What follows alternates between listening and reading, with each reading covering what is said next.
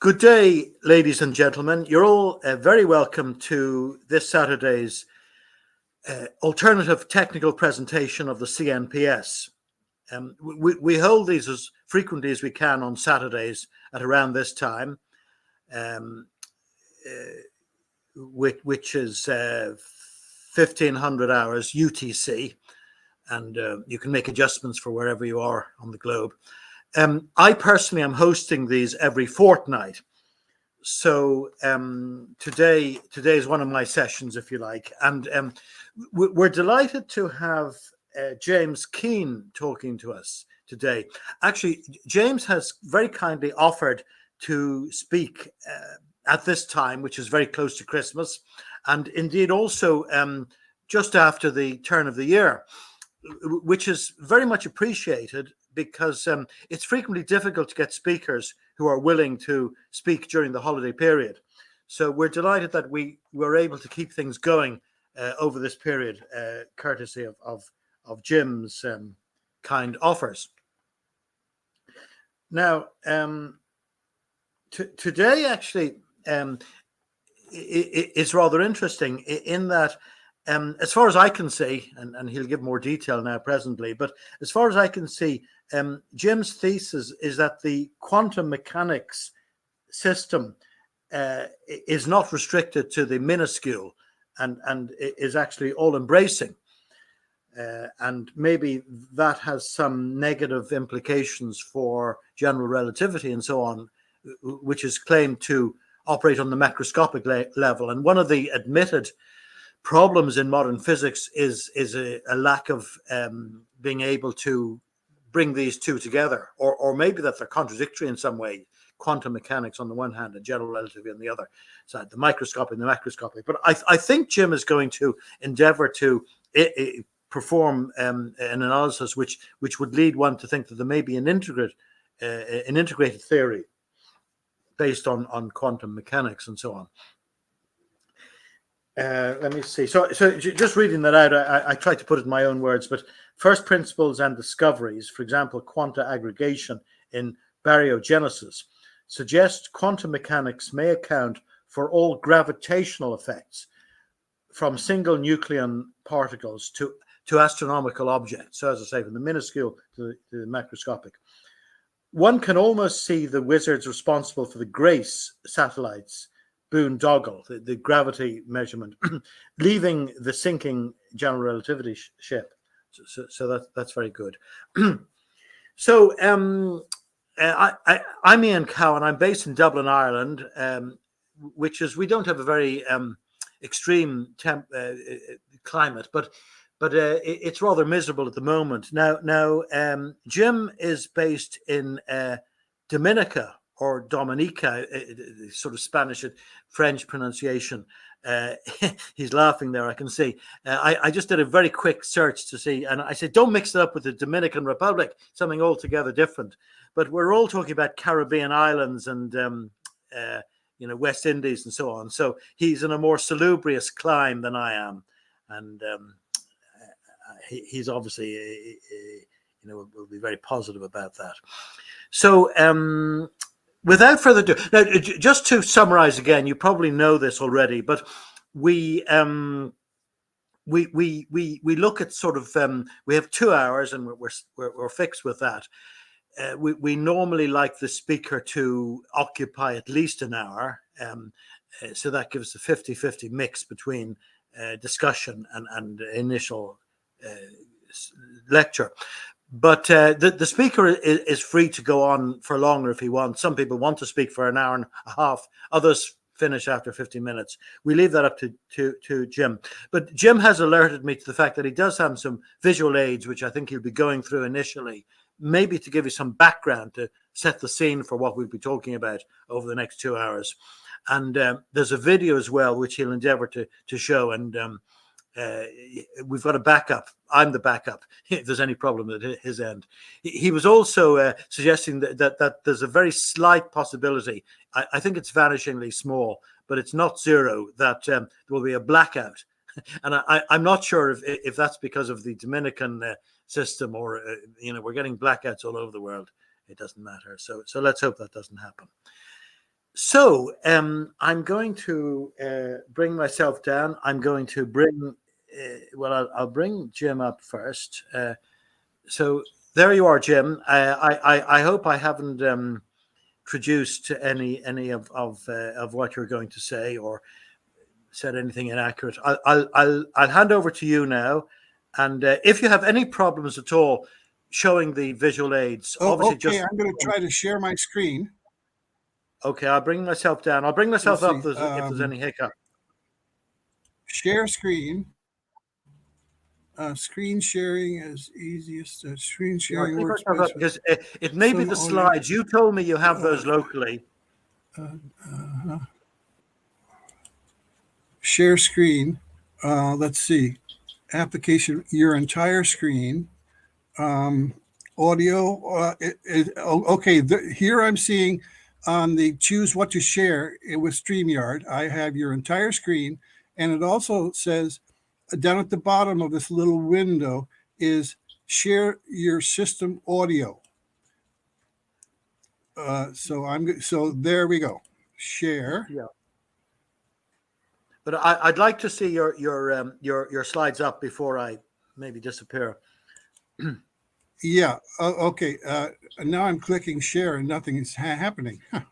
Yeah, that's what worries me a bit. I think you have to press it twice. You have to say share what, and then you say share. Share the entire screen.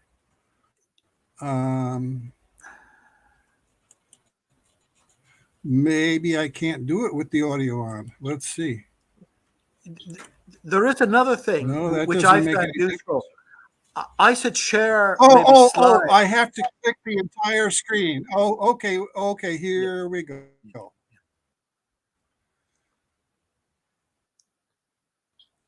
Now I will bring up the slides.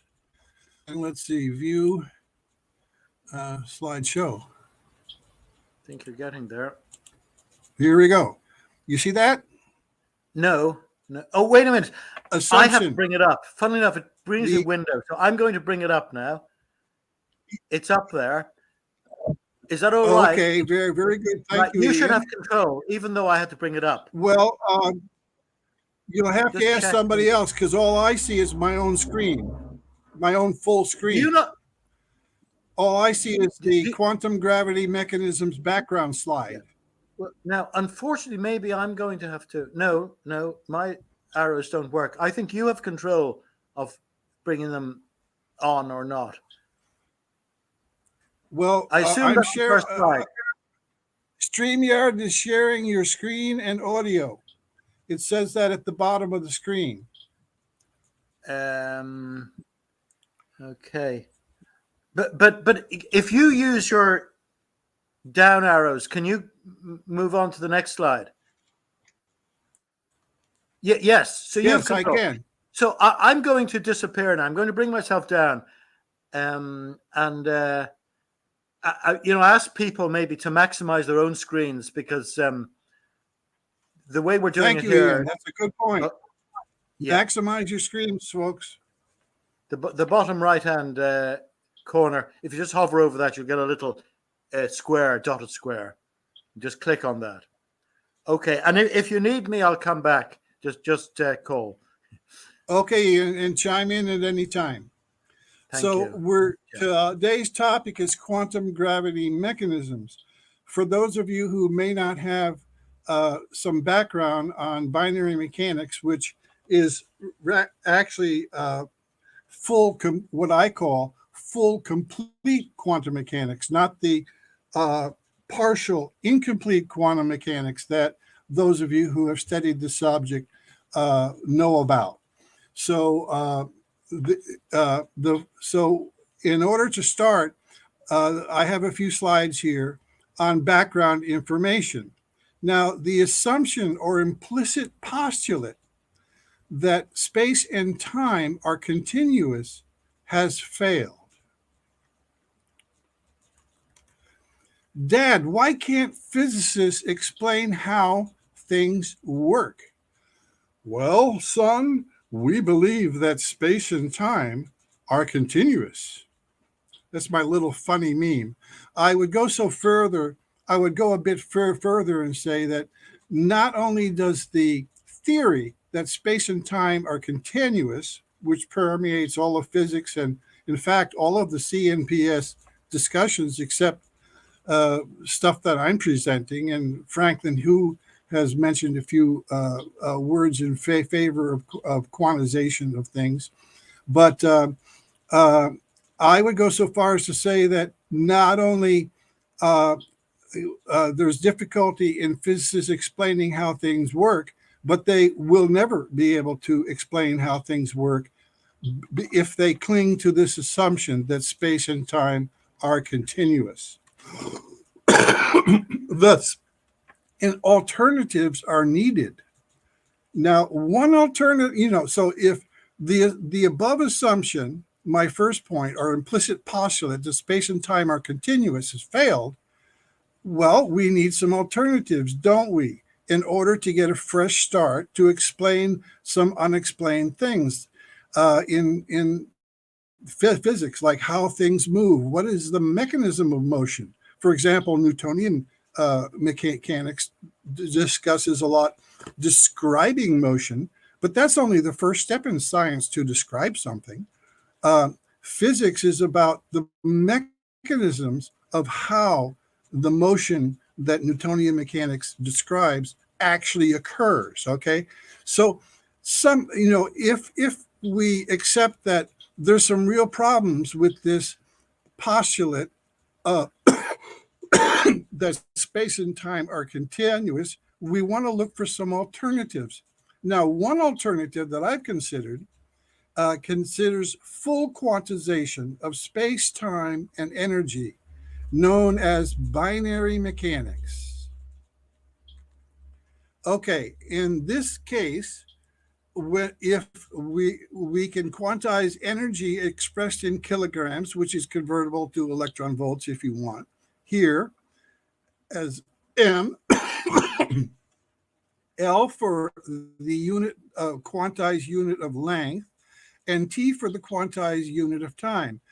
I might mention in passing that in researching for a previous presentation here on CNPS, I read that reportedly Planck himself wanted to quantize energy like you see here in this little green box, some quantization of it, but failed to do so in his lifetime, even though he thought that was a worthy and important goal.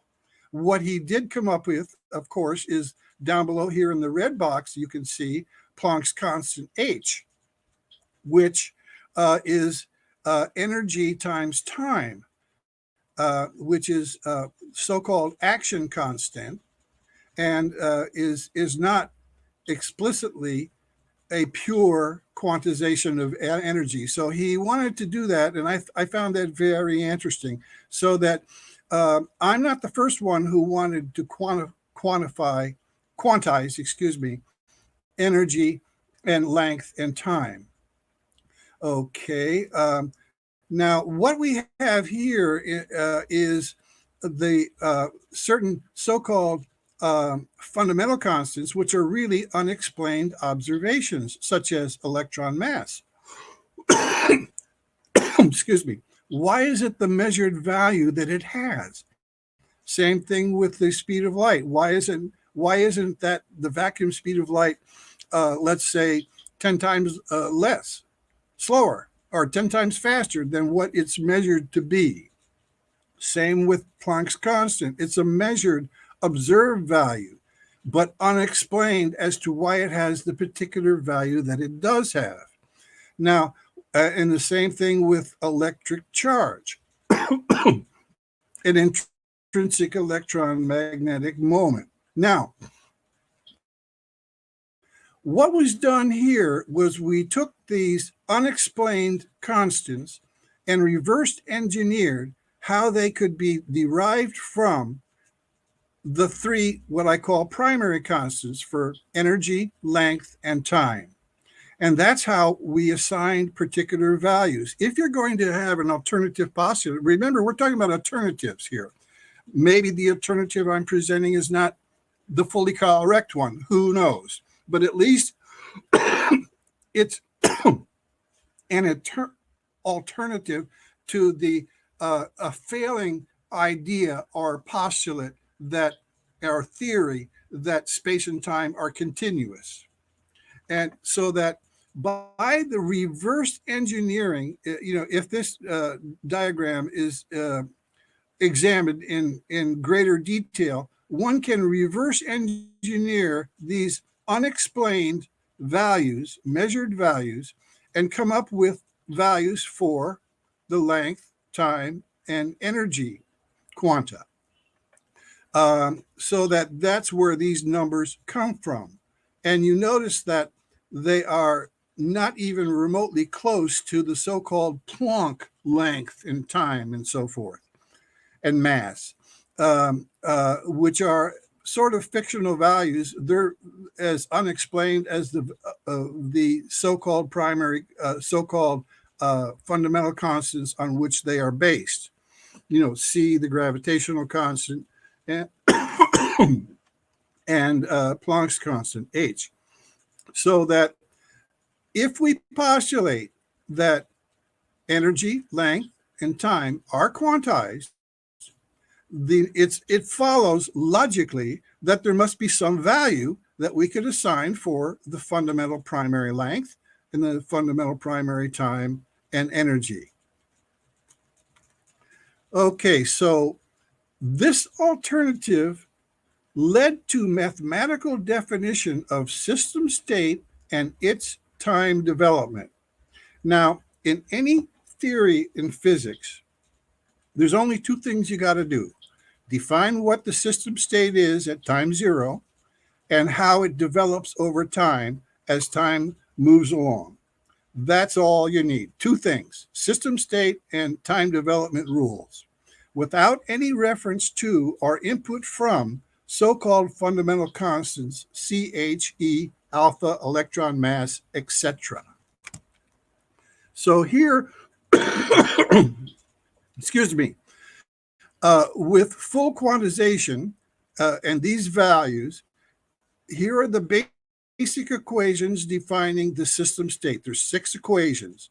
For example, in each cube of L, size L, can have 2 states, 0 or 1 only. And that is what something is. It's a 1 state of a basic cube of size L. And there are 2 kinds of bits involved, what I call bits or quanta involved, the M and the L quanta. Anyway, I'm not going into details here, but I'm just showing you that the system state can be defined but by a very simple set of simple algebraic equations. And you notice that nowhere in this definition of system state of the universe or of any system that you want to define, do the the measured unexplained values of the so-called fundamental constants, C, H, E, etc., occur. They're just not here. So that we don't, unlike the standard model, which requires these constants, and in fact, all theories, whether it's special relativity, general relativity, classical physics, Maxwell's equations, any of those require input of these unknown or unexplained values, but that doesn't occur here. Now, once you have the system state, you have its time development. By the way, let's go back here a second. Ether in a what's called, let me look at my notes here, a fixed frame or a preferred frame are terms which are used, a stationary frame, etc. These terms for the ether, in fact, these equations define the ether mathematically. Okay, so that's one thing for you to think about. Here with these equations, we don't have to speculate on what the ether is mathematically. Now, how does this system state develop over time? Again, I'm not going to go into the details of these equations here, but just simply to point out that they do not depend upon any of the unexplained measurements for Planck's constant, light speed, etc. My God, I'm having a coughing attack. The symbol phi here is used because these equations were developed from a pair of Dirac equations, relativistic spinor equations. Such a pair was used in the discovery of the positron, okay, in an electromagnetic field. So I worked sort of by analogy from that equation. In other words, the potential phi is actually the m bit, which is only 0 or 1 possible. And here we have the electric charge, E, and down here is shown as Q, which you can see are actually just the product or the and function, if you will. This is the same result of two M-type quanta in this frame of reference that we're discussing. So, and here is our vector potential A, one component in one dimension of it, which again is reminiscent of the values you have, for example, in the Lorentz equation. This was developed by analogy with the classical formulas, but but the point I want to emphasize is that this vector potential is the state of an L-type quanta in a size L cube of space, and does not refer, and the same with the Q, is in fact the sign of this M bit here. So that these are not, these symbols are just to sort of relate analogically to some of the physics that you know to the symbols used in binary mechanics. And the overall point then is that no inputs of any measured unexplained constant, whether it's speed of light or electric charge, any of them occurs here, okay? That's a very important point that I wanted to make as a background information. So we're down to nearly the bottom of our background discussion here. With computer simulations using this math that I just presented, which is presented in detail elsewhere, by the way, for example, on the website of the Journal of Binary Mechanics, there's a paper called Binary Mechanics Postulates. All of that, the previous little slides there with the simple algebraic equations is presented in detail there. Using the computer simulations, the proton and electron bit cycles were discovered. This was an amazing event as far as this line of work is concerned anyway. Now here is the proton structure, which we can see for the first time, where the each circle here represents a location, a cubic L-size square in space. And you see that the path of bits, a one-state quanta through this structure forms a loop. And the bit and the quanta will circle within this loop forever unless they're disturbed in certain ways so that they move out of this loop, or what I call bit cycle, into another adjacent bit cycle. And that is really the basis for motion.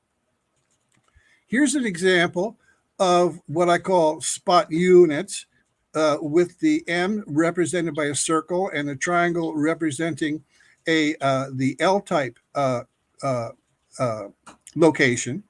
And the pair of these form what's called a spot unit. Three of them in 3 dimensions form the a spot, what I call a spot. Okay, very simple language. The bits, the one state quanta will circle in this structure unless disturbed in certain ways that are defined by the time development equations I presented to you. And that is the electron bit cycle. So there are two bit cycles, the proton bit cycle and the electron bit cycle. Finally, this work led to the motion law, which describes the mechanism of how things move. In other words, how motion occurs. This is the holy grail, okay? If we go back to the top here, the postulate of space and time are continuous, which Newton has described, has used to describe motion, including the calculus and the differential equations and so forth, for time development in Newtonian mechanics. But it doesn't tell us how the thing moves. We have just the description. So what the Holy Grail is the motion law, which might be also called the motion mechanism instead of motion law, which describes the mechanism of motion. And what is this law? If you have an object and the one state quanta in a region of space is high on one side in the x dimension, this is showing it in one dimension, the x dimension, and low energy density on another side, the object will tend to move to the right. Now, why is this? But that is the motion law or the motion mechanism. Why is it? Consider this example. Imagine we have a quanta or energy. Quanta is just synonymous with the energy. I know some people have a hang up using the word quanta. Basically, it's a one state location, okay, in an L size cube of space, so that you could call it anything you want. You can call it one states or quanta or energy. But let's use energy density gradient, that it's lower at the top here in the top three examples, intermediate here in the middle, and down here, there's a higher quanta or energy density. And at time zero, you see that up here at top, time zero, we are going to focus on a case of a particle. Now, particles, an electron presumably has at least three quanta in its spot cube that in its spot that I showed in a previous slide showing the electron quanta or bit cycle.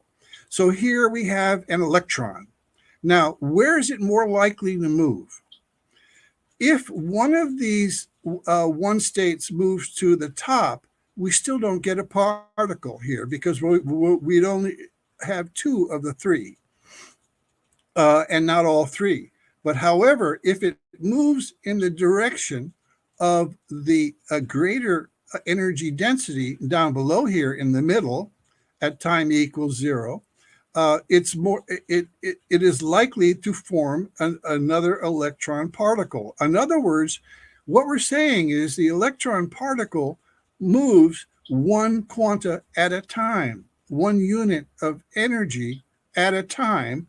And that's how motion occurs, which is a quite different idea than us thinking of objects such as an electron being a point particle or some entity which moves through space by some magic, which we are not going to describe, and end of story.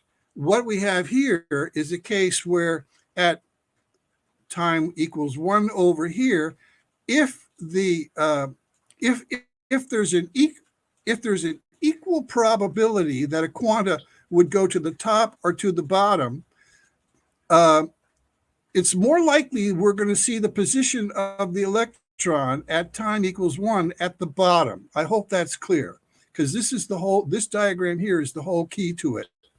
a quanta density gradient. And that's what our gravitational potential field is. Okay, so that's what we're postulating here. Let's see, we got one more slide, I think.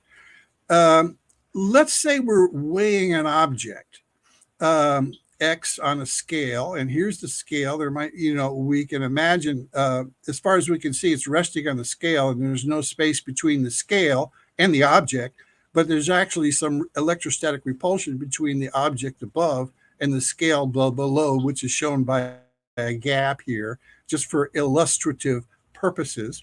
And here again is our quanta density gradient, because we have this on a table on Earth, and so the energy density gradient is higher closer to the center of Earth than it is far away from the center of Earth. And so here is just an example. Assume that the gravity potential vector G pointing down toward the scale weighing an object X represents a quanta density gradient G, with G pointing toward the greater density. Assume particles in X, everything from nucleons, electrons to atoms and molecules, occupy only a fraction of the volume of object X. That is, most of the volume of X can be considered in the quanta density gradient. And I can't read this because it's covered up by a StreamYard thing down here. Anyway, let's go on now. Whoops, that's the end. Now let's go to the video. That was some background, which hopefully will help you understand our quantum gravity mechanisms video, which I will now play.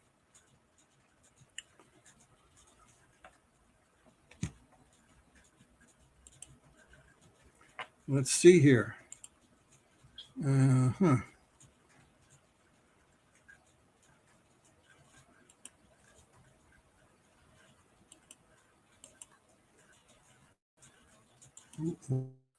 Why can't I play that? It looks like for some reason I'm not able to play that. Let me stop. Hello, I am James Keene, talking about quantum gravity. We can't see anything, though. We can only hear it. Page 1, a motion law acts to no. Okay. Energy quanta in objects. We can't see it. Okay, what I'll do is stop sharing my screen. Okay, I'm just going to stop sharing my screen. Do you want me to do that? And it's on to you now to show the video. Okay, well, I'll try it, but you'll have to tell me if you can see it. Apparently that didn't work. Yeah, well, I hope mine works. So first of all, I'll share my screen. Well, we can try it again where I won't try full screen. I'll try just the, do you want me to try it again? Not using full screen, but using just the window of the media player. Oh, okay. Try it once more. Just curious. And if that doesn't work, okay, I'll take over. Let's go. Share screen. Okay, so we're going to have an application window.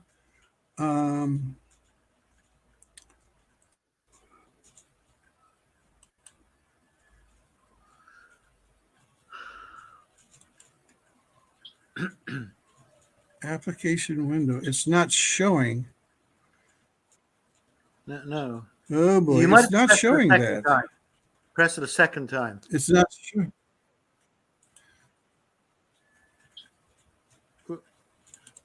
Well, maybe I can, while you're doing that, I can start trying as well. Go ahead. I think you should just share the video, out, for the viewers of this session and the video from. I have to share screen because I don't have. So I can't sharing my screen. I don't know why that isn't working. I'm going to try it now. Let me see. Window, entire screen.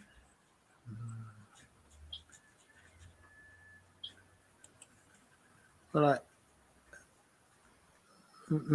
maybe I'll try entire screen so I have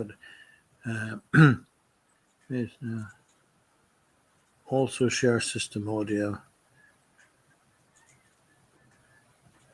Doesn't seem to be. Yes, you have to click on the thing itself. That's right. Share.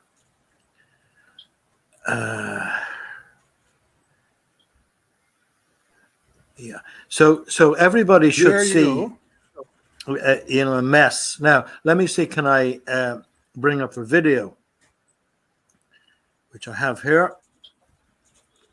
Can you see that? And is everything? Hello, I Yeah, am you James just Okay. talking about quantum gravity it just started. mechanism. My Excellent. outline includes one, a motion But you law need to, enlarge it. compact. I need to enlarge it. You Okay, I can do that. Yeah. Okay, just your audio's on, so I can hear you, and mine on. So if you have any problem in the middle, just let me know. Maximize the screen or Energy whatever. quanta in objects from nucleon to astronomical size. Two, a repulsive effect of outward IR heat radiation momentum may oppose to some extent the motion law aggregating effect. I give examples of the motion law and centrifugal IR radiation effects. Temperature-dependent Casimir force experiment using the binary mechanics lab simulator software. Then we go to lunar laser ranging study showing Earth-Moon gravity increased by higher lunar surface temperature facing Earth. Then we have GRACE satellite data analyzed confirming gravity surface temperature dependence. And we talk about LIGO gravitational waves, also confirmed another result, light speed dependence on vacuum energy density, not general relativity. Thus far, all known gravitational effects may be exclusively accounted for by quantum level mechanisms. Several consequences of the postulates of binary mechanics may be summarized in a basic physics law of motion that objects tend to move in the direction of higher bit density. This idea is illustrated above in one spatial dimension. This working hypothesis is applicable for objects ranging from elementary particles to astronomical objects such as planets to galaxies. Assume that energy quanta, one state bits, have equal probability of moving in either direction along the Recall that detectable particles are thought to contain two or more quanta in their defining spot locations. Therefore, quanta moving to the higher density region to the right above have a greater chance of forming particles compared to those moving to the lower density volume to the left. On the surface of an object, the black circle with greater quanta density than the surrounding volume, the red arrow here, it directs attention to small objects particles on the surface which would tend to move inward.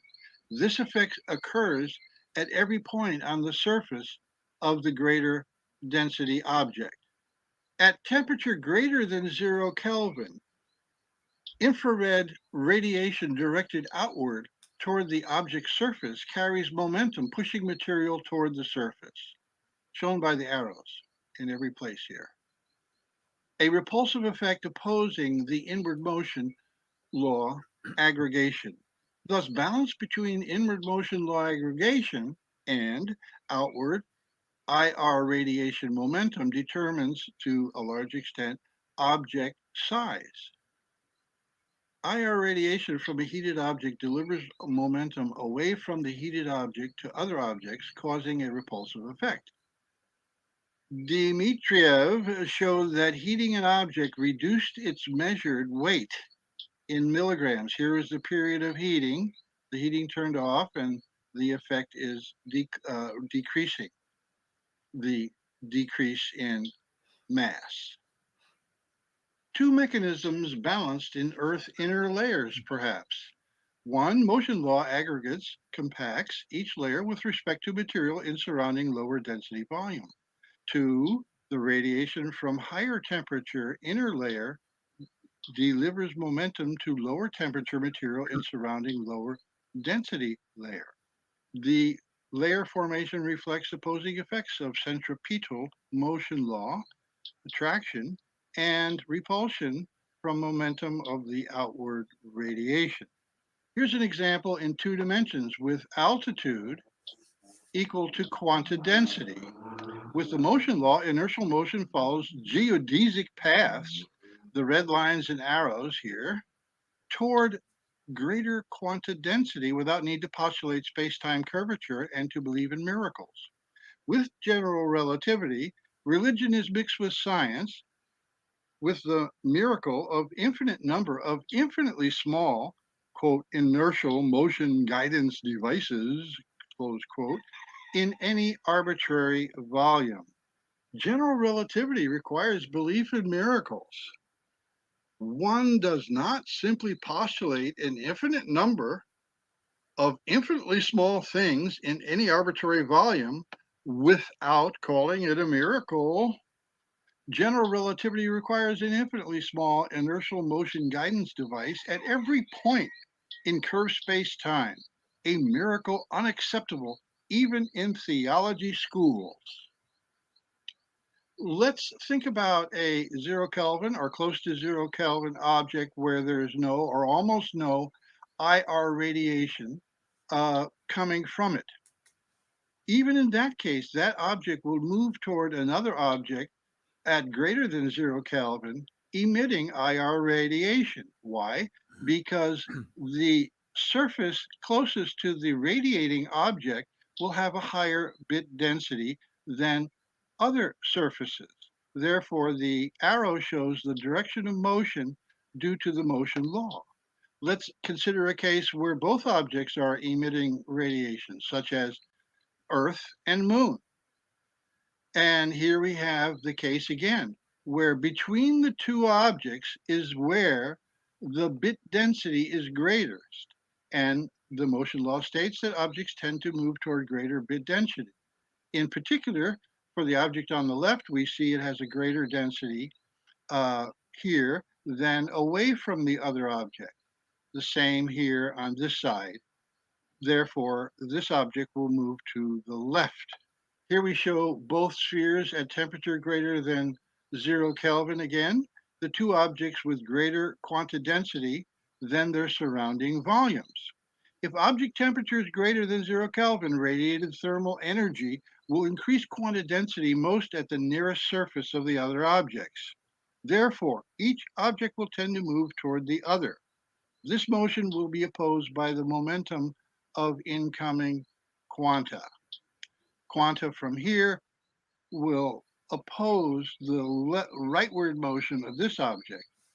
Now let's move to the Casimir plate experiment display at Binary Mechanics Lab Simulator TIC 24. Here there were originally 2 plates, and after 24 ticks, we see that there are a number of quanta emanating from these plates, and here's the distribution shown in a histogram. A result detail is reducing distance between the 2 objects suggests a gravity-like effect. Here the distance is being reduced over time. One such effect is the slope increases about tick 10 here, slope increase, and tick 32, the slope increase compared to here, indicating increased acceleration over time. At tick 45, decreasing slope suggests increasing IR radiation repulsion. Here we show the full 1,000 ticks. At the right, a stable distance between the 2 bodies was observed. Oscillations reflect quantum motion in proton bit cycle. Around tick 400, the final phase of the 2-body distance decrease appears to overshoot the final stable distance here. In 2011, I wanted to shatter space-time energy quantization in binary mechanics with an intentionally outrageous, outlandish hypothesis based upon the motion law. And here's what we have. Rather than shattering it, it confirmed binary mechanics and called into question general relativity. Quantitatively large effects of lunar surface temperature on apparent gravitational force measured by lunar laser ranging and lunar perigee may challenge widely accepted theories of gravity. LLR data, grouped by days from full moon, shows the moon is about 5% closer to Earth at full moon compared to 8 days before or after. In a second related result, moon perigees were least distant in days closer to full moon. Moon phase was used as proxy independent variable for lunar surface temperature. These results support the prediction by binary mechanics that gravitational force increases with object surface temperature. From day 0 to 6, the shortest distances occurred, while longer values were seen in day 7 to 11 from full moon. Perhaps of special interest is the almost linear trend in offsets of LLR distance from calculated perigee from day 2 to day 11, almost linear. Indeed, these days uh, analyze the product moment correlation between day and LLR distance minus perigee is 0.97. That is, for days 2 to 11 from full moon, time from full moon accounted for 94%. That's the correlation squared of the variance of LLR distance minus calculated perigee values. This study aimed to test the hypothesis predicted by binary mechanics that observed gravitational force increases with increased object surface temperature. Moon phase was used as an indication of the independent variable temperature on the lunar surface facing Earth, with highest temperature associated with full moon, of course. LLR data was used to operationally define the dependent variable, Earth-Moon gravitational force, assumed to be inversely related to lunar distance. In short, greater lunar surface temperature in the direction of Earth was associated with motion reducing lunar distance. Lunar phases reflect changes in sun-moon Earth angle. At any time, about half of the lunar surface is illuminated and warmed by the sun, while the other side of the moon is dark and becomes cooler. Hence, the volume average temperature of the moon may be essentially constant over the days analyzed before or after full moon. Therefore, the effect discovered in this report appears to depend on a surface temperature differential comparing near and far sides of the moon as lunar phase changes. Namely, when this temperature difference increases on days closer to full moon, Earth-Moon distance decreases. The vector from the coolest to the warmest surface area appears to approximate the direction of this motion component. Conventional treatment of thermal energy as a gravitational mass equivalent fails to account for the reported results. In the BM motion law, objects tend to move in the direction of greater quanta density. Observed gravitational forces are simply a specific instance of this general quantum principle. Okay, now let's move to the GRACE satellite data and see how we're doing. The Gravity Recovery and Climate Experiment, GRACE, consists of twin satellites launched in March of 2002 to make detailed measurements of Earth's gravity field, which will lead to discoveries about gravity. Sounds so dramatic. This report presents two such discoveries, which provide additional confirmation of the prediction that object surface temperature increases gravitational force, originally discovered with lunar laser ranging and lunar orbit perigee data back in 2011. First, comparing 13 years of GRACE ocean data, subtracting the coolest month, January, from the warmest month, July, in the Northern Hemisphere, GRACE showed greater gravity in the Northern Hemisphere when warmer, hello, and decreased gravity in the southern hemisphere when cooler. I wonder why. Second, the product moment correlation of the average Grace ocean gravity measurements and ocean surface temperature over the available latitude data range was 0.697. If you square that, suggesting that about one half, 49%, of Grace gravity measures in fact reflect ocean surface temperature as predicted. If about half of Grace gravity measurements reflect nothing more than ocean surface temperature, one might ask what the other half is measuring. Is it just noise or garbage or what? The present results may be rather embarrassing to the general relativity wizards who solved equations to design, build, and launch the twin satellites. In summary, this report doubles the empirical data set supporting the hypothesis that increased surface temperature increases gravitational forces between objects.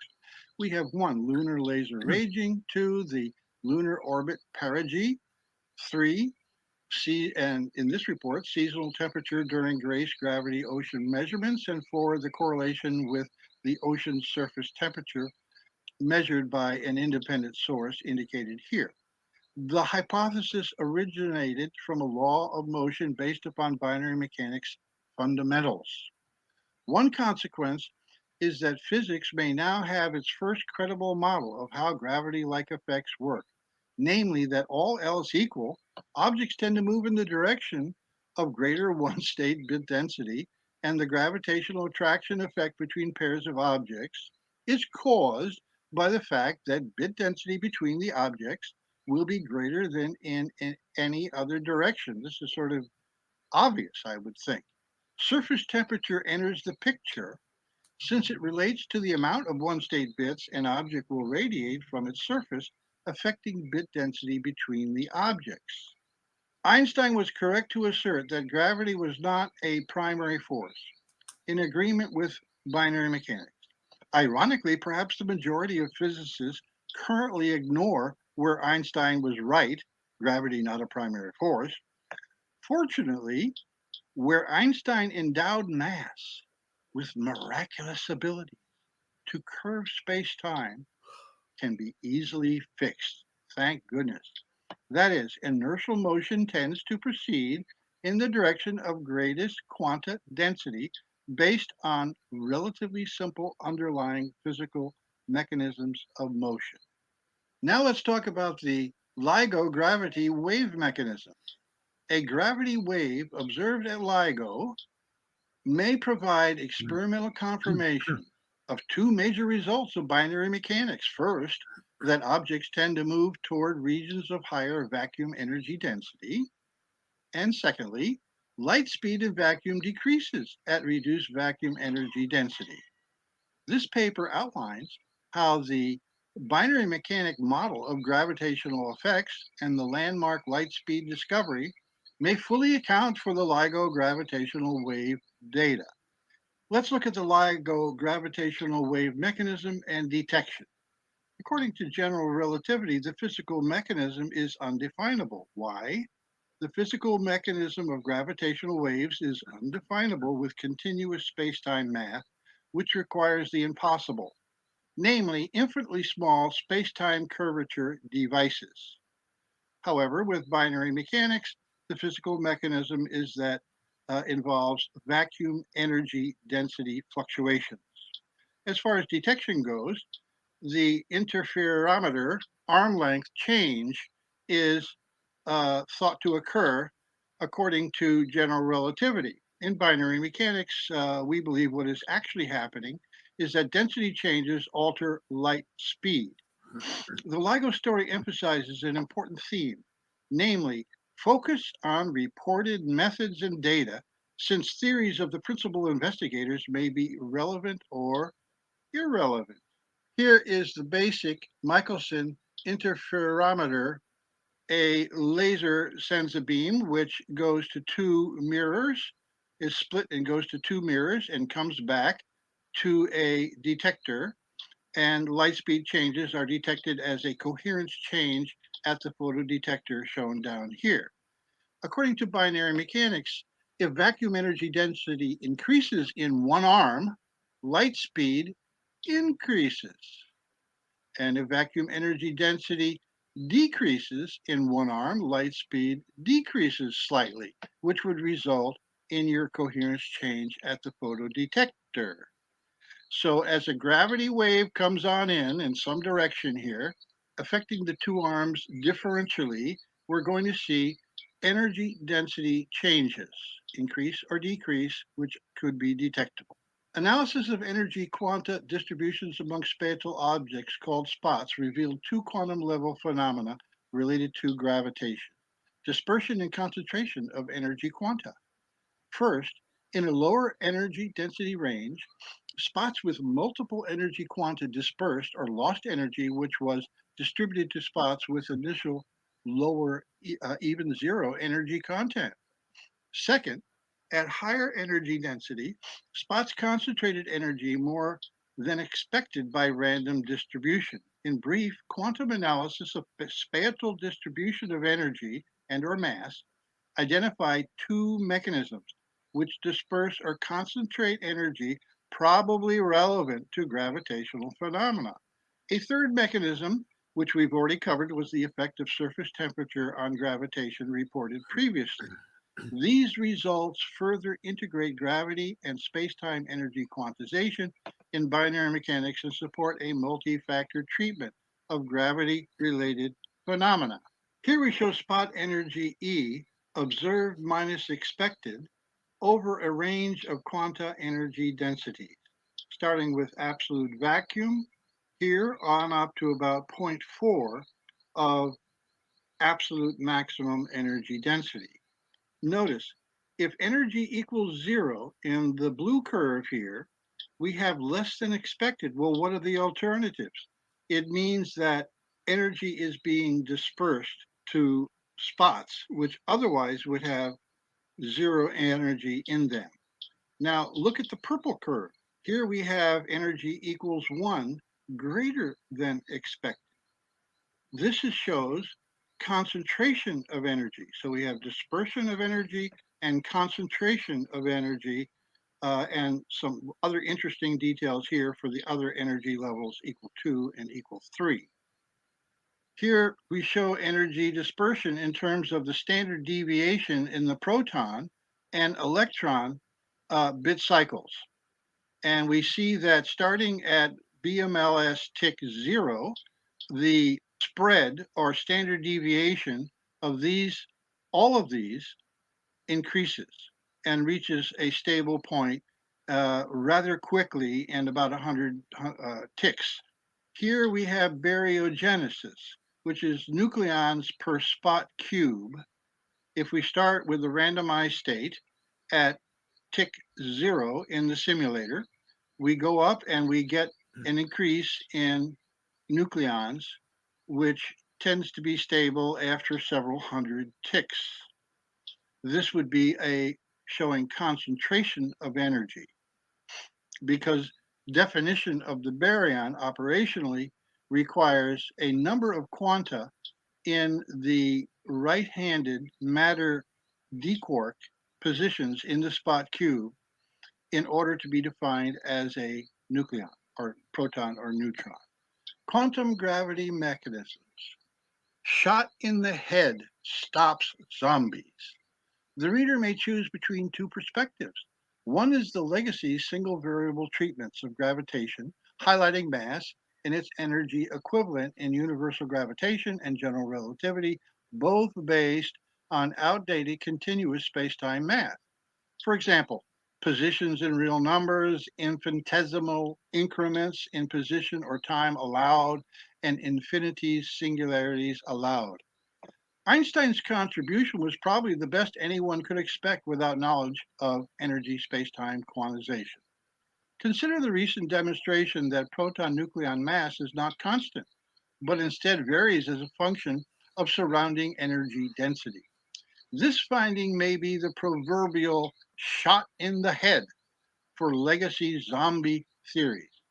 The other perspective is the suggested multi-factor treatment where quantum events account for gravitational effects at any microscopic or macroscopic level of fineness.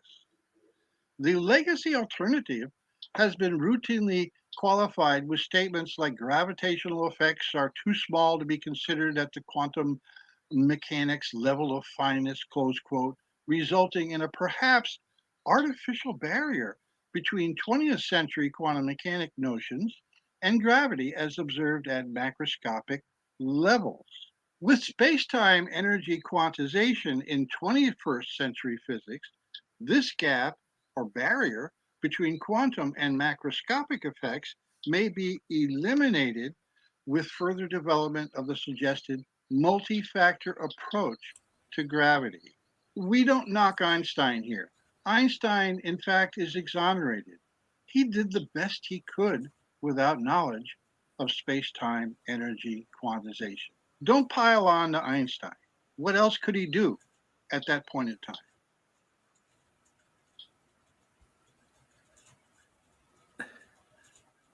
Okay. Now, unfortunately, I hid the banner at the bottom of the screen, which allowed me to get out of this. So try. Yeah, I got out of that way. Yes. Now let me see. Hello, I am James Keene, talking about quantum gravity. That's what we don't want. We want to get rid of this now. So let me see now. That's not what I want. See now. Yeah, I'll go back. I take it everybody can hear me. You can hear me, Jim. Yes, I guess you need to exit share screen. Yeah, that's what I'm endeavoring to do. Stop screen. It says right at the bottom. Yeah, that's what I'm doing. This technology it took me a while because it was a banner which allowed me to do it in one fell swoop, but I hit it.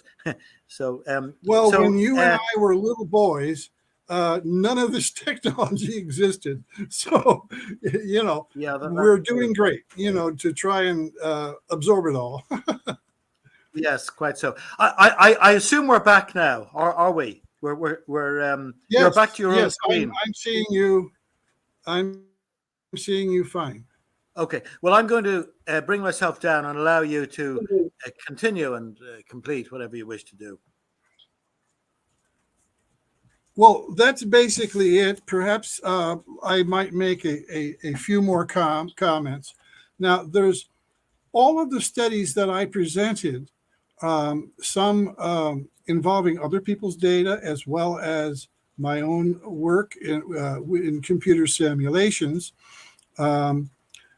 The ones involving other people's data were the LIGO and the the GRACE experiment and the lunar laser ranging data I showed you. Now, there's plenty of more work to do. That's what I want to emphasize. For example, there's a whole set of what I believe is called GRAIL data, GRAIL, which was, again, twin satellites around the moon, mapping gravity fluctuations in the moon. Now, and that data is downloadable. And if there was a temperature measurement simultaneous with the other data that they were collecting at the time, it would be possible to do the analysis such as what I did with the GRACE data on the GRAIL data. So there's plenty more to do for enterprising investigators. Another point I'd like to mention is that in these sessions, many of the folks here do have some level of belief in a fixed frame ether or a medium, which we might call ether. And what my binary mechanics equations do is define, in fact, the ether as a spatial object where its components can have a 1 state or a 0 state. And that is the whole basis for a math definition as far as binary mechanics is concerned of the ether. And now binary mechanics might be considered to be full, complete quantum mechanics. So the not to confuse with the quantum mechanics you'll read and see discussed in videos and such, present day, except for here at CNPS and on my websites as well, which is full, complete quantum mechanics. What you have there is partial, incomplete quantum mechanics. And the math underpinnings, if you go to look up, say, on Wikipedia or elsewhere, excuse me, the mathematical underpinnings of this standard model theory, you'll see that it requires the input of unexplained observations. In other words, the whole standard model doesn't explain what we might consider in science to be the most pressing questions that we now have before us. Why the light speed in vacuum is what it's measured to be, and the other constants that I measured and discussed. So I guess that's some closing quantum comments. And I just like to emphasize that there's much more work to do. In the Casimir experiments, the simulation that I showed of the two plates that approached each other, there was a gravity-like effect that the acceleration of the movement of the two plates toward each other accelerated until it reached a point of balance where apparently the electrostatic repulsion of the two plates with each other, that's the IR radiation part, repelled them, and you reached an equilibrium distance. And there is experimental support in the literature that the Casimir effect, the amount of attraction between two such plates, closely, which are arranged very close to each other, and the attraction between them is measured, does depend on temperature. So I'm not the only physicist who is talking along the lines of the importance of temperature. Now, let's look at everything we have with regard to, say, universal gravitation, which is used to fire rockets and do all sorts of neat things, which is great for the engineers because it's a useful approximation. The Newtonian mechanics is, and the theory in universal gravitation of Newton. But I might add that we may be, on a more fundamental level, going to reject mass as the central variable in universal gravitation, as well as its magical effects in general relativity. It's just pure hocus pocus magic in terms of general relativity, and substitute temperature, because it looks like temperature is the more important variable in determining the planet's orbits and all of these phenomena that we normally categorize under the rubric, quote unquote, gravitation. So there's plenty of work to do in replicating these effects, studying them in more detail, and further testing of the hypotheses that I've presented. Thank you very, very much for your time and attention. End of presentation. Thank you. I gather. Thank you very much, Jim. And I think that was quite a fascinating presentation. You've covered quite a number of aspects. Some of us have heard of your description of binary mechanics. So some of these concepts won't be totally alien. However, there's a lot of material there which I think very few of us, including myself, will have studied in depth. And I do take the opportunity of noting now that you have made a lot of information available on your website, and and indeed all the software which has been used to make up the simulator. I understand it's freely available for download if anybody wants to research further on that. So, for my part, the possibility that an introduction of a concept by Max Planck to explain, black body radiation through all the frequencies, I suppose, which he was even doubtful about the physicality himself of it, at the end of the 19th century, that such a system can be very fruitful when extended, as Jim himself said, to mass, length, and time, and energy. To explain the centrality of physical objects, and indeed to derive the fundamental constants of nature. It seems quite fascinating.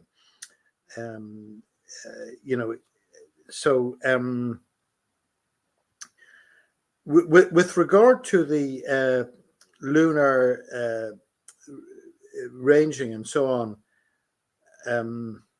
it was interesting, what Jim was talking about, the variation in temperature and the distance of the moon, for example, from the Earth, and so on. And I actually recall quite recently that Roger Anderton, when he was talking about the ostensible non-constancy of the speed of light, he referred to lunar ranging experiments, but he didn't actually talk about them at all. He just said, look, here are some papers, and maybe he could talk about them at a future stage. But I do recollect that Jim asked a question at the time, and he said, look, why haven't you told us what the nature of these lunar ranging experiments are? You just said that they exist. And I do appreciate now why Jim had intervened with that, because of the information that he supplied to us today.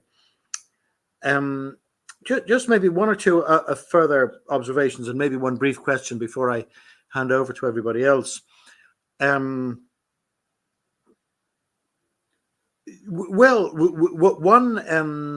conclusion might be that if general relativity is diminished in its possibility of explaining macroscopic phenomena, we haven't reverted to a more classical type physics, which might be something that I've been using, but perhaps we're looking at quantum mechanics as a substitution for that, which, as I say, is interesting if this is so, because what originated as a sort of an hypothesis by Planck could be much wider than even Planck could have imagined himself in its application. And the other observation is it's interesting. You put the slide up. Einstein did his best at the time, and so on, because many of us dissidents can appear to the mainstream to be sort of anti-Einstein, just almost ideologically, because they're so pro-Einstein. So it was interesting that you put that up. Because I noticed that one of the gentlemen here, we might come to another love lamp or something, he's been pointing to some interesting points about the Sagnac effect and so on. But I think he rather jocosely at the beginning put up some comments which almost sounded like 1984. Down with Big Brother, down with Einstein. So maybe that was a bit of an antidote to such sentiments, at least as far as they would appear to mainstream people. So my last point was just a very brief question about the possible fundamental nature of temperature, Jim. And I'm just wondering, could that really be? Because temperature, if you accept the kinetic theory of gases, is merely a measurement of the motion of molecules. So I don't know if you had a brief comment on that before we go to the more general questions, Jim. A measure of the motion of molecules. Well, in the infrared range, or whatever range you want to talk about, radiation of objects of greater than 0 Kelvin temperature, this is going to throw quanta out into the space outside the object, and therefore increase its quanta or energy density on that portion of the object that has a higher temperature. In the case of the moon, if at full moon the hottest side is facing Earth, the quanta density or energy density on the Earth side of the moon is going to be greater than the other side, and so that's the whole basis, applying the law of motion, that particles and objects move one quanta at a time. So did that really address the question? Or you see, the Einstein and the general relativity view is that the mass is the key thing. But as far as I can see, and there's a circular argument there that we have our apparatus to weigh objects and define a kilogram here on Earth and so forth. And then we suddenly are going to apply a 1 over r squared type of equation, to tell us what the mass of the planets are. Perhaps what we need is more work on what the surface temperature of the planets are, and that may be a better key to analysis of this whole situation, and substitute, because why is mass the central variable both in universal gravitation and general relativity? I mean, it and then that's applied to celestial objects and galaxies and so forth. And is the universe expanding and all of this? So a lot of more work needs to be done, in terms of, you see, the thing with binary mechanics, if we're going to happy with the theory that space and time are continuous, fine. It's a very good theory, at least for engineers, because on the macroscopic level, we can design all sorts of machinery and rockets and motors and things like that. And it works great because it's a very good approximation of what is actually happening. But the problem comes when the R gets down to 0 and you get infinities.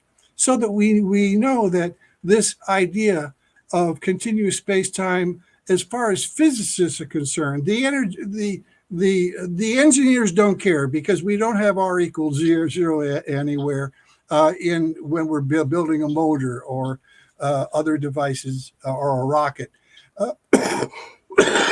So, this sort of theory of continuous space-time can be used into the future for quite a long time, as far as I can see. But as far as science is concerned, the failures that everyone here at CNPS points out for virtually all of these theories based upon the continuous space-time theory leads us to question that assumption. So what I'm saying is that if we quantize the three variables of energy in terms of its mass equivalent in kilograms, length and time, which are in fact the units of measurement in physics, that's what we deal with in the real world. If we explore another set of assumptions that these are quantized, that they're not continuous, we get a physics which eliminates the contradictions that we see in the physics, in the traditional classic physics, and I'm including even general relativity in classic physics, okay? So that's the point I want to make. In other words, with these assumptions, there are certain consequences which occur that you can't avoid logically. If you're saying that mass, or in kilograms, is quantized, well, it must have some value, right? I mean, you can't escape that conclusion. If length is or space is quantized, length, in other words, you can't escape from wondering and determining what that length is. and the same way with the time variable in its quantization. So one thing that binary mechanics does is it forces a discipline on scientific thinking and investigation. You make the assumption of you leave the assumption, as far as science goes, of continuous space-time. Again, that's okay for the engineers and make their rockets probably for years and centuries into the future. But you leave that because to the engineers, let them have it. And we as the scientists want to try a different set of assumptions and see where it leads us and what we can learn.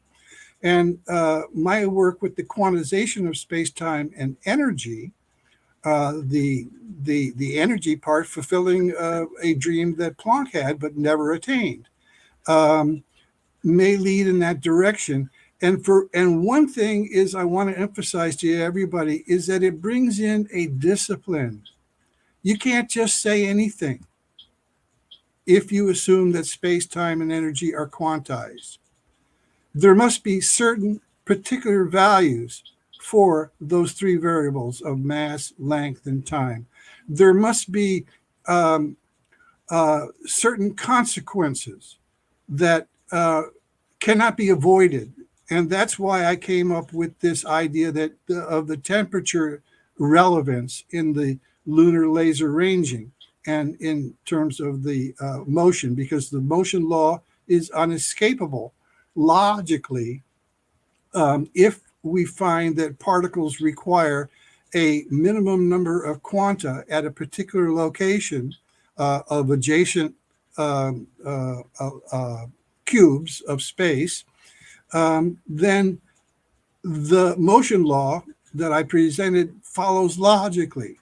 And temperature comes into the picture, and I tried to disprove it and failed. So that's the beauty of trying a different set of assumptions, for example, space-time energy quantization, compared to the theory of continuous space-time. I see you have a comment here from someone. No, I'm just looking through them as you were talking. Andrew, thank you for that. It's a bit of a philosophical point, I suppose. Andrew Castro says, you can't discover something with a computer simulation. You can predict something. Well, I suppose if you predict enough things correctly, you can lead. It would lead one to conclude that there's something in the simulation. Well, and by the way, Jim, am I right in saying that the software is still available? One can go into your binary mechanics website and download the software. Yes. For the esteemed Andrew Castro, the prediction and the experiment was based upon the observatory data of a French observatory, and not on a computer simulation.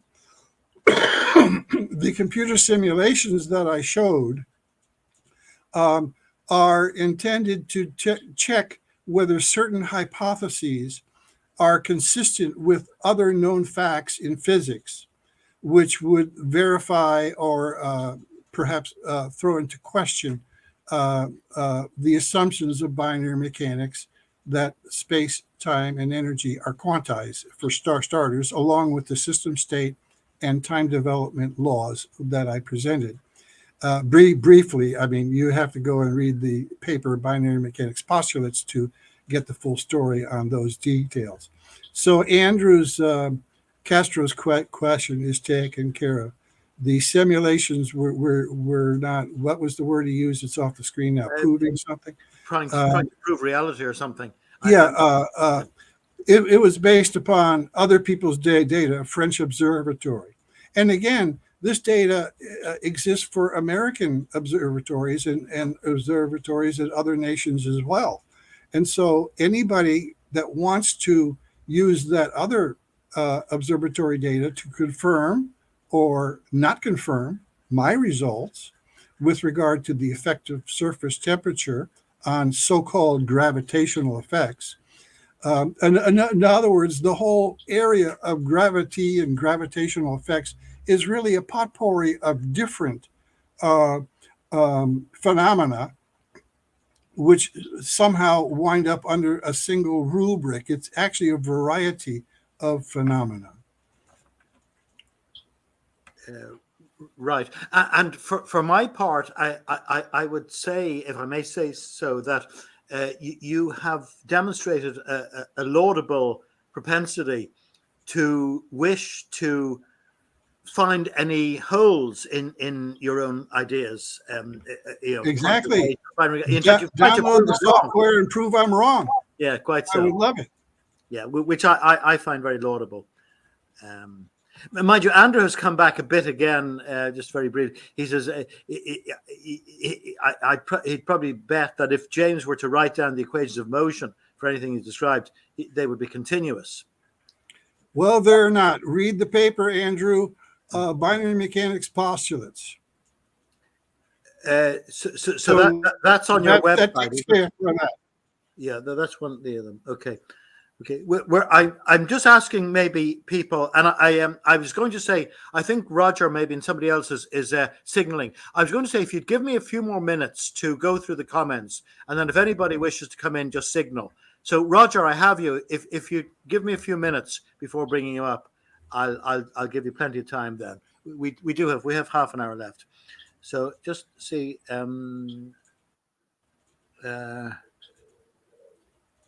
This has been a lot of fun. Thanks, Ian. Well, thank you very much. Happy holidays to everybody. Let's be happy and merry, because there's so much crap going on in the world these days. We have to, try to put on a good face, Everywhere. It's everywhere. Yeah.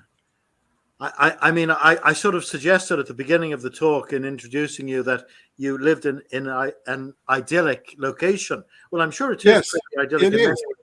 It's called Nature Island. Do visit. The people are friendly. They speak English.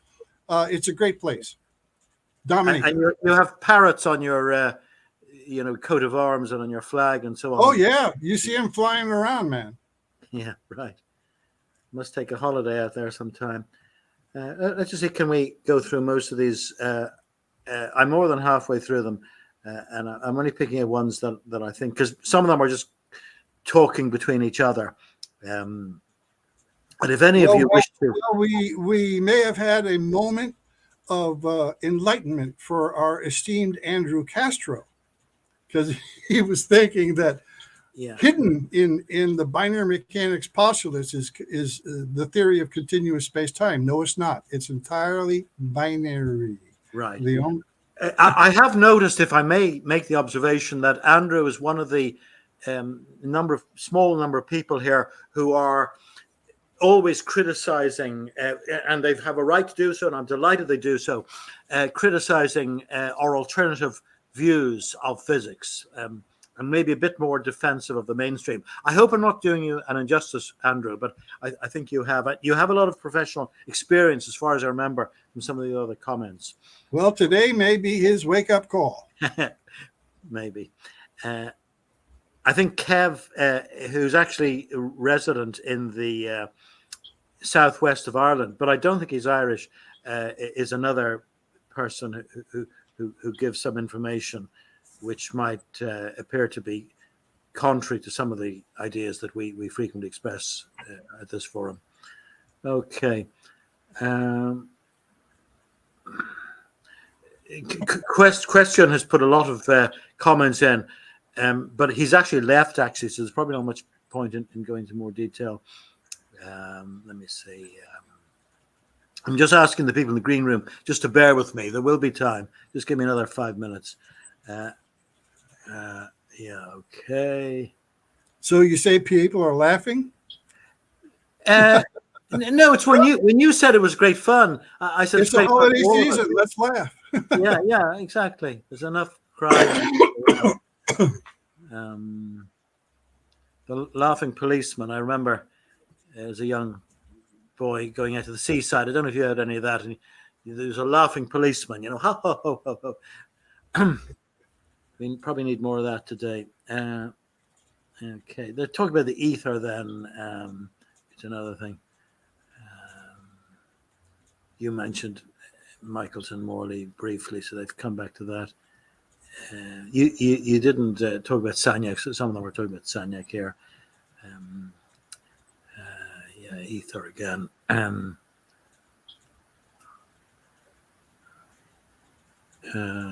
Yeah, he's Cornelis. We might bring him in later. He said it's difficult to follow what you're saying, but he wasn't saying addressing it to you. He's addressing it to Andrew actually.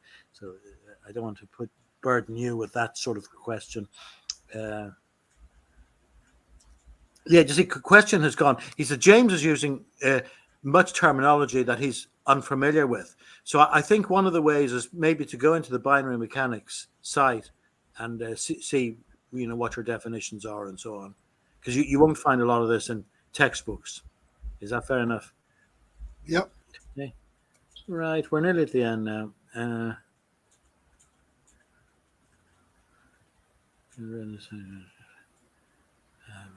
Okay.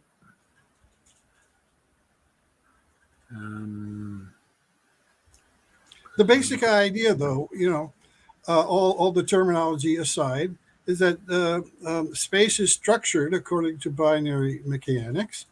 If you assume that these parameters are quantized as I presented, and we're simply saying that each cube of this quantized space can have two states. It has something in it or it doesn't. It's in a one state or it's not in a one state. And so that everything that exists are the cubes that happen to be in the one state at any point in time. It's really that simple. And all the rest is a logically follows from the initial premise of full, complete quantization. Okay, so we need to grasp that's the premise you're proffering. Now, there's something which is a bit more complicated here, which I'm not familiar with the details. This person says, James, look out for the Kepler Baukamp constant in your models. Seems that Earth's inner core radius might be at around the same value versus Earth's surface radius. I don't know what he's talking about actually there. I don't know if you do. Me neither. Yeah, okay. What does inner mean?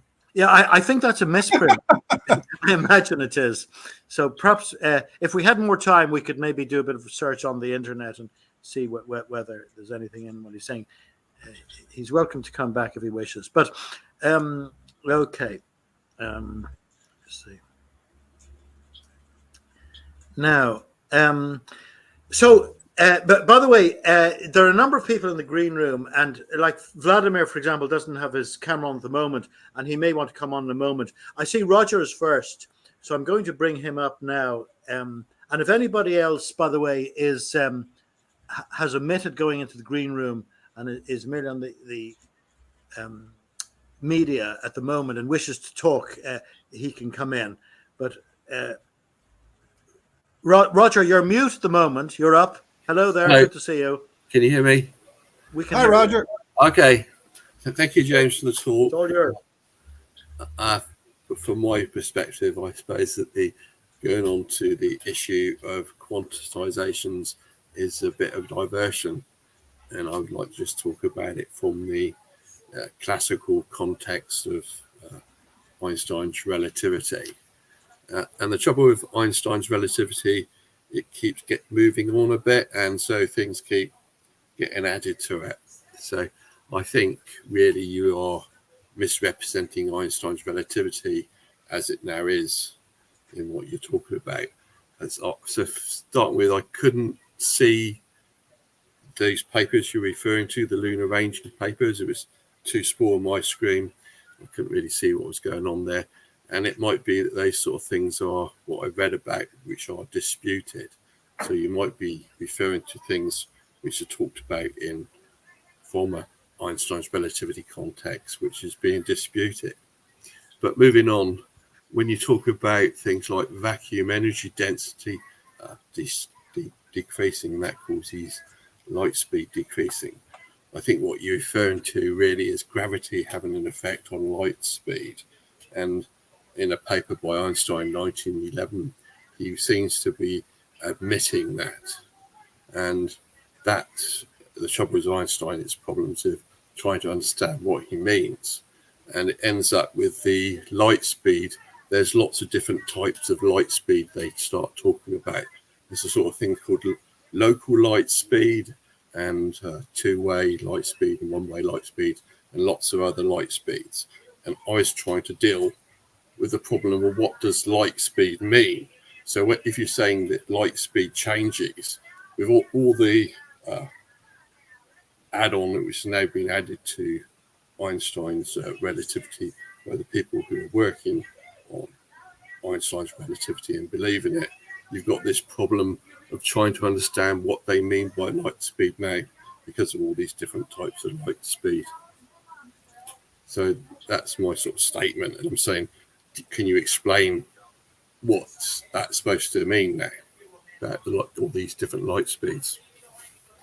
I think you may have been dealing with different aspects, but anyway, Jim. Sure, I'd be glad to. Thanks, Raj. I did a simulation which showed that at different quanta densities, light speed is slightly different. In fact, that as the quanta density was increased a little bit, the light speed was faster. And there are different types of light speed. They got names now for different types of light speed, so it's not just light speed. Well, it was the light speed I measured in the simulation, so that if you want to comment on that, you'd have to read the paper where that is presented. Okay, so this presentation. I mean, really it's that simple. Sorry.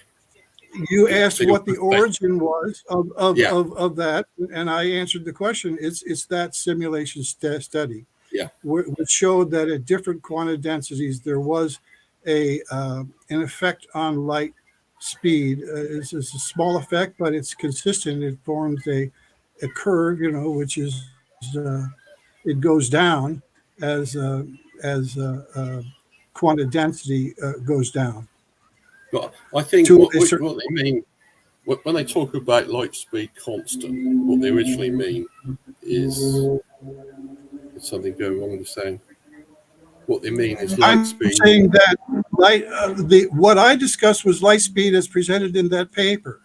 So if you want to read the paper, then you're free to comment. Well, my understanding is defined operationally very, very specifically in that paper.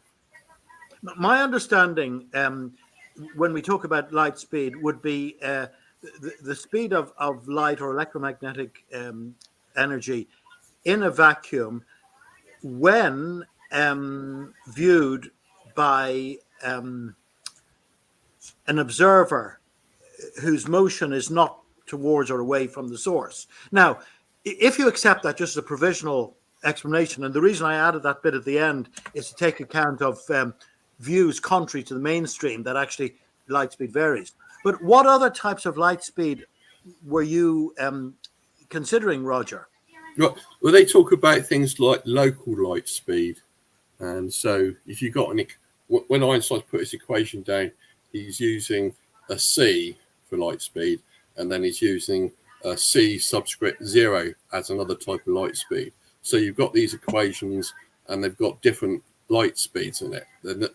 So when the word light speed is now sort of like ambiguous, when you're trying to talk about light speed, it's sort of like what variable or constant are we referring to, or parameter in an equation?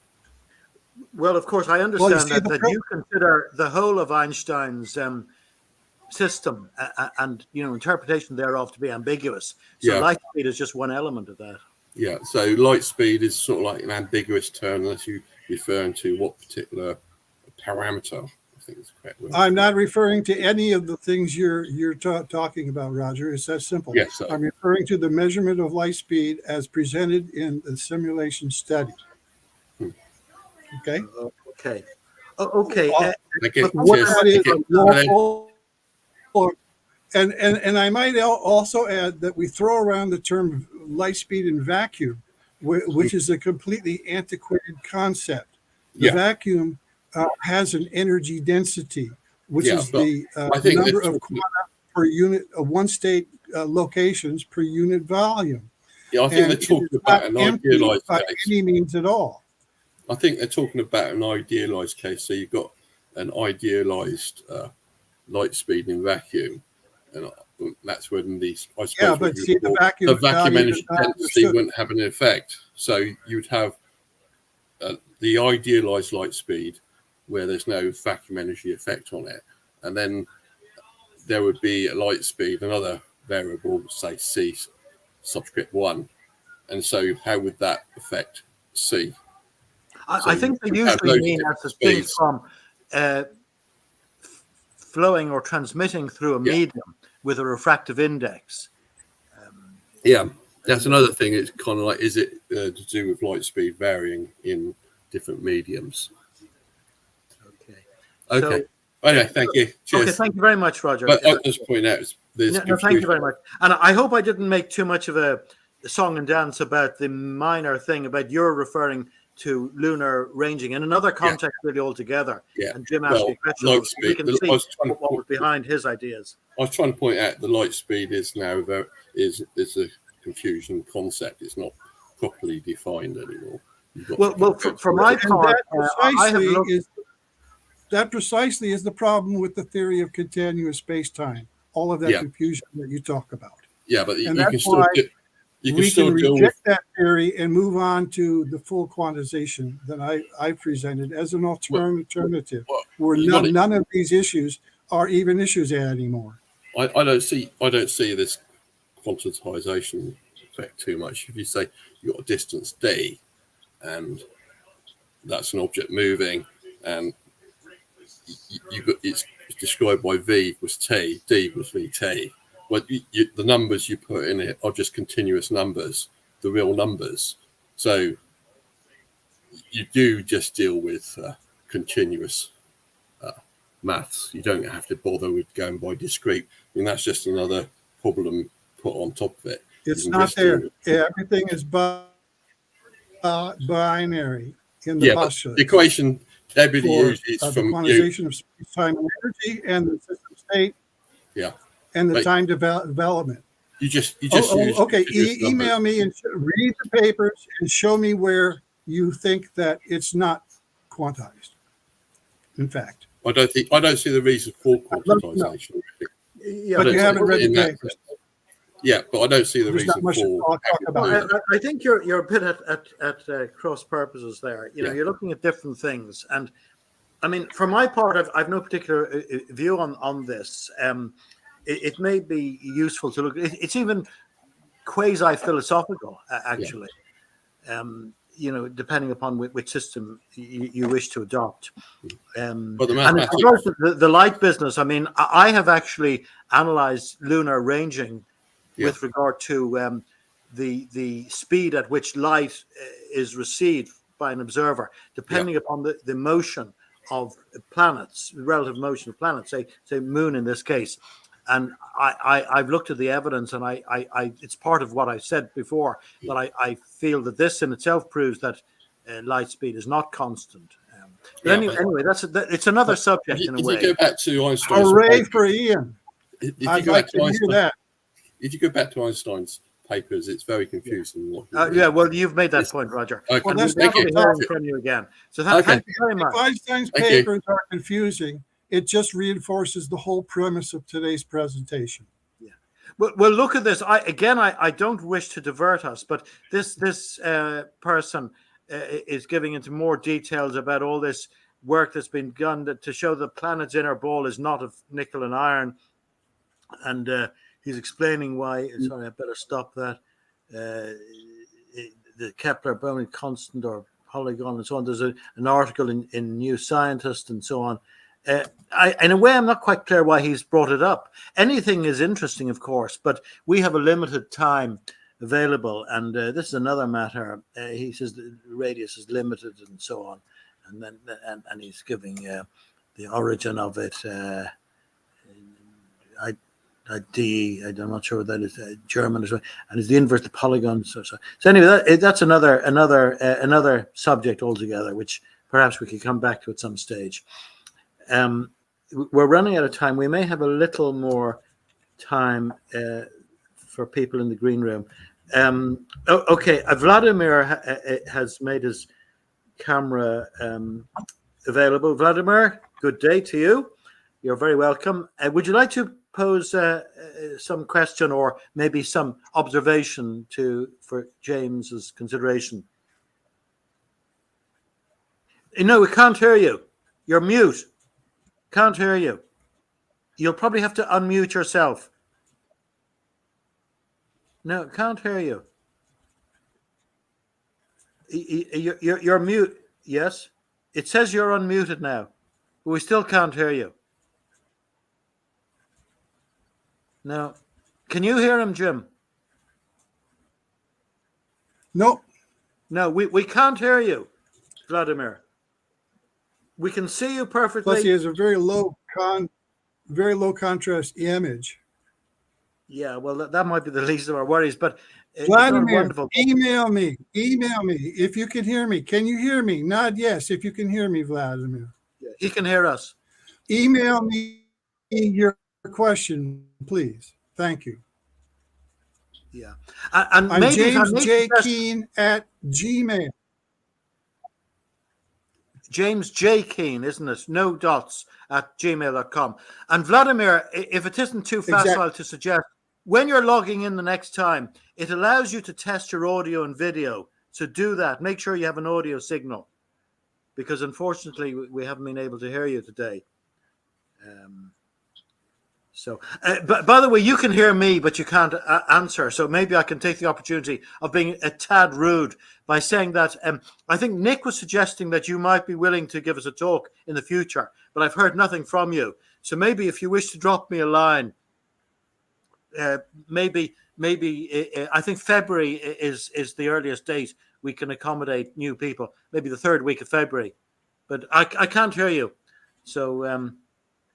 So hope to hear from you, Vladimir. Thank you very much. Can't hear you. Okay. Cornelis, you're mute as well, but if you wish to say anything before we... you usually have some incisive remarks, and you're the only person in the green room who hasn't spoken yet. So maybe you'd like to make some observations. Okay, is my mic working okay? It is, yes. Yeah, well, my observations, I had quite a bit of trouble getting in, but my observations were, and I made a comment earlier that what I saw Jim's method of doing is actually more of a particulation of a space where he has, it's all divided into a framework, and he gives structure to space. And I don't see, I don't see that quantization is as much about a structure as it is about the quantization of energy interactions. When energy is transferred from place to place or particle to particle, whatever, it's always done in certain quantities. But that doesn't hold necessarily that space itself is quantized. What it means is that energy is expelled and absorbed at a certain quantity, and that would be, in my view, it would be because there is a volumetric resonance to space that creates the particle in the first place. And if you're not resonant with that particle, it's just like photons will only be emitted from an atom at certain frequencies of light strike it. And it's not because that atom is a particular thing. It's because it's a resonant at that particular frequency. And if you hit its resonant frequency, its tuned frequency, then it will emit an electron, or a photon or whatever. But the thing is that quantization, in my view, is about the exchange of energy in packets, not necessarily that space is quantized. And that's one of the things. And there was a comment earlier about light speed, the various light speeds. And I agree. Ian, you said that light speed is, considered as the speed of light in a vacuum. The thing that we have to look at light speed is always measured according to the local clock and the local measuring rod. And if you do that, light speed will always be the same because the clocks and measuring rods will change in various areas of gravitational field. They'll shorten or lengthen, or they'll increase or decrease in their time length. so that relative to those local clocks and local measuring rods, light will always move the same distance. It's always like if you take a light beam that's passing through your frame of reference and you generate another light that goes parallel to it, both lights will be moving at the same speed regardless of whether they're coming from an outside source that's moving or not. They'll enter and exit a certain distance within your framework at the same time. And that's the constancy of speed of light. This is the Fitzgerald-Lorentz concept, basically. I would dispute that, actually. But what's your view, or do you think it's relevant to today's talk, Jim? Cornelis. Well, he's operating on the basis of the theory of continuous space-time, and well, that's his choice. One can pursue that and deal with all the adverse reactions that it has. The infinities, the singularities, all of the contradictions that occur that I presented previously here in other talks. Or you can try a different path, and I've tried a different path. So that's all. Okay, very good. Well, Cornelis, any further observation before I bring you down and just ask Jim to finish up and before I close the meeting? The other comment I made before too is that at the very beginning, Jim showed a slide that showed how a bit quantity of 1 was equivalent to so much certain length of distance. He gave a numerical value for a spot as such, and it was based on measured values. And so those measured values were the real world measured values. And so he even said that, it was reverse engineering. You were taking measured values and reverse engineering them, and you're normalizing that particular number to 1. So it's either that number or not. And from there on, it's just a matter of additions of 1 and 0, but it's actually additions of a fractional 0.1235, whatever it was that the number he originally came from. And it's basically, it's particleizing.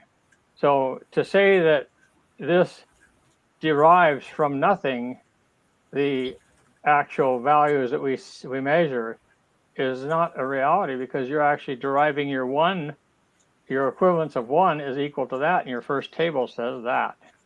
So there's nothing being defined here other than you're defining this particular quantity as being equivalent to 1 unit. Are you suggesting some circularity there? I'm not sure. Absolutely, yes. Yeah. Any response to that? I mean, you yourself, Jim, ascribed some circular reasoning to conventional physics. Does that come in to a certain extent in others, such as your own? Well, you can look at the reverse engineering that was done and determine whether it's circular or not. Okay, well, that's maybe an exercise. Circular, show me where. If it's circular, show me where. Yeah, if you'd like to. That's why I'm saying that we need some discipline in science. And in binary mechanics, with the postulates that are presented, there's not a leeway. There's not much leeway just to say anything. Okay, so that if there's circularity in that reverse engineering to assign values for length, time, and what I call the primary constants for length, time, and energy in kilograms, show me. I think you have my email address. I'd love to hear it.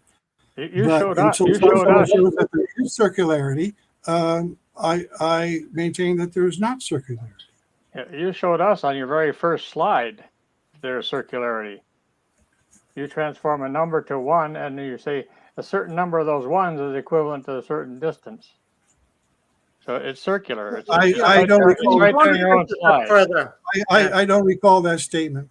Yeah, I mean, I might say that if you look at Immanuel Kant's analytic versus synthetic truths, well, an analytic truth cannot be untrue. A synthetic truth is something you formulate, you get a piece of evidence together and you formulate a truth. Well, maybe all analytic truths, and therefore ultimate truths in the universe, are redundant or circular in some sense. They cannot be otherwise. If you find something that's fundamentally, I mean, an obvious analytic truth is that my uncle is my parents' brother. That cannot be untrue. But maybe it's circular in some philosophical sense, in that the definition is included in the truth that you're saying cannot be otherwise. So they're very interesting philosophical points. But maybe if you want to take them up further, you gentlemen might correspond on it. I'd be happy to chime in again. So if that's all right, Cornelis, thank you very much for those points as always. Thank you. Thank you.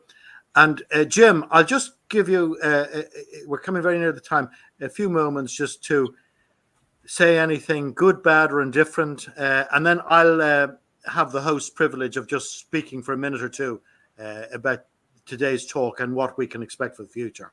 So the floor is yours for the moment, Jim. Thank you. Okay, well, in terms of the circularity, I don't think there is circularity. If you postulate that energy, space, and time are quantized, it follows that they must have some value in the units of measurement of physics, which is kilograms for mass and meters for length and seconds for time.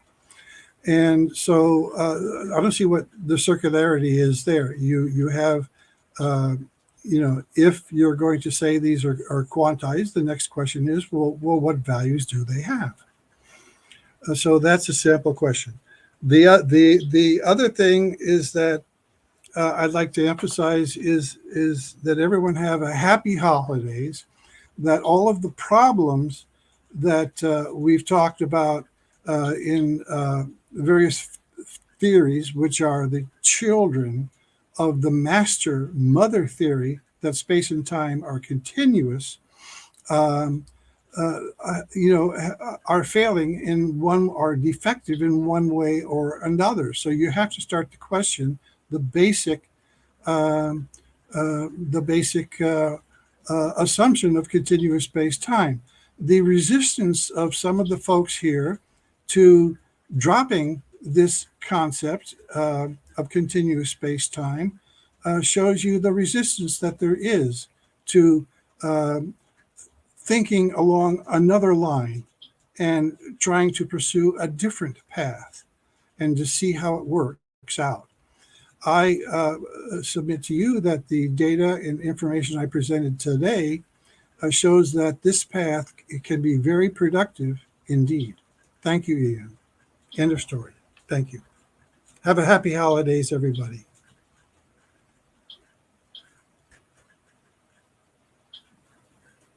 Hello, Ian. Sorry Are you there? for the delay there. I was just responding to Vladimir. You want to ask some questions. I'm just saying, I hope we can solve everything the next time. So thank you very much, Jim. I'm going to bring you down just to make the final official closure of the meeting.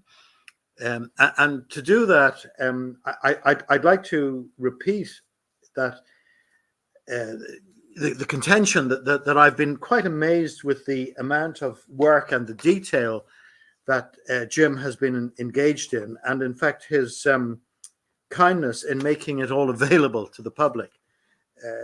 It's available through his website, and if one has the time and the inclination and seeks the guidance from Jim, I dare say, one can download the software and do some simulations oneself to see what the results are.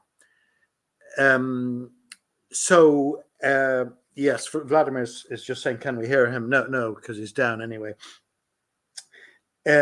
Now, I also intimated that there are the fundamental constants, which Jim didn't go into much detail today about it, but it is part of the thesis, the derivation of fundamental constants, which actually seems to be quite phenomenal as well.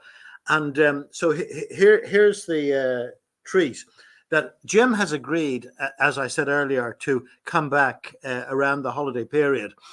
So very shortly after the new year, he's going to come back and give us more of his ideas. But he's going to deal, I understand, with the derivation of these fundamental concepts from the system that he's engaged in binary mechanics. And indeed, I think his thesis might be, if I'm not reducing it too much, that the mainstream were not a million miles away from this, but they blew it. They just didn't know how to go forward.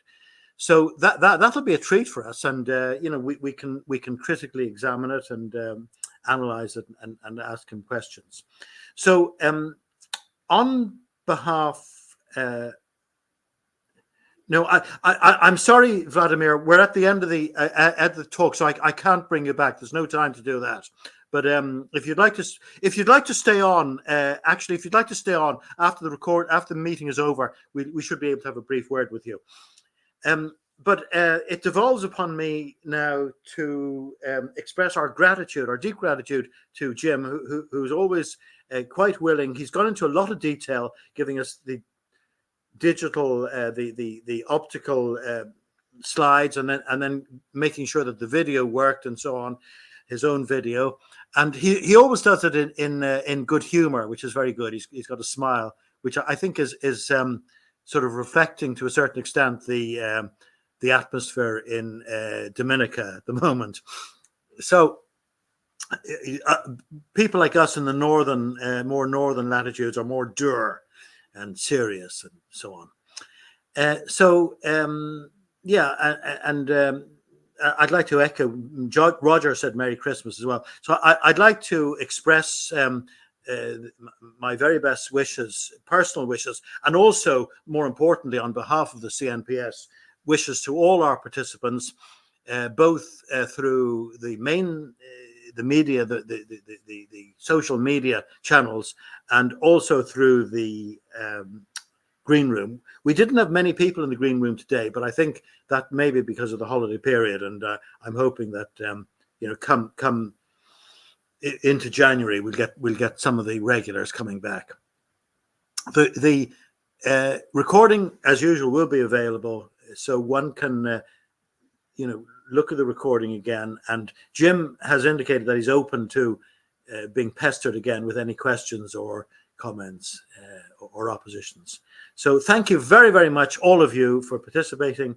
Thank you, Jim, again, for taking the considerable time, going into detail concerning your most interesting work. And I'm going to end the recording now. So goodbye, everybody.